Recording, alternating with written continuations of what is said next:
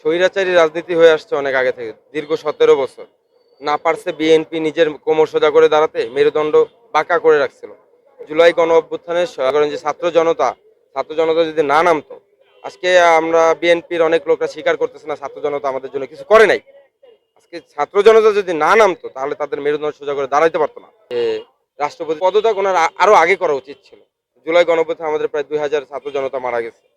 তো এই যে জুলাই রক্তের মাস, জুলাইয়ের যে রক্তের ঘ্রাণ এখনো অনেকেই ভুলে গেছে রক্তের ঘ্রাণ। আমরা জুলাইকে ধারণ করতে পারছি না।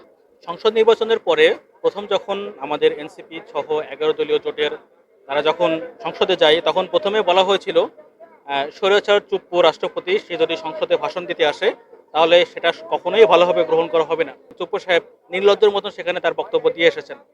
এখন পদত্যাগের বিষয়টা সেটা আমরা প্রথম থেকে চেয়ে আসছি। আমার দেশ ও জাতির কাছে একটাই প্রশ্ন, তখন আপনি পদত্যাগ করতে বললেন না, কিন্তু এখন কেন পদত্যাগ করার জন্য আপনি সহমত পোষণ করছেন?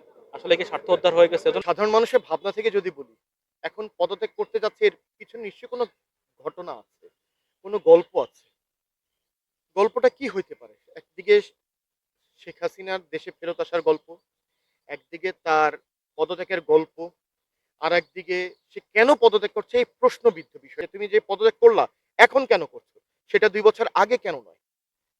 দলীয় প্রধান যদি মূর্খ জাহিল হয়, সে কিন্তু তার কমিউনিটিকে কি করবে? সে মূর্খ জাহিলই তৈরি করবে।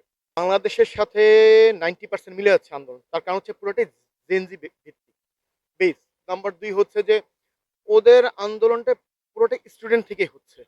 তো বাংলাদেশের সাথে এখানে স্টুডেন্টের ব্যাপারটা ছিল এবং ওদের এখন যে দাবিটা দাঁড়িয়েছে যে ক্ষমা চেতে হবে। একদম জাতীয়ভাবে ক্ষমা চেতে হবে। যেটা আমাদের সময় ছিল জাতীয়ভাবে সরকারকে ক্ষমা চেতে হবে। যেটা সম্ভব না অথবা তারা চাইবে না।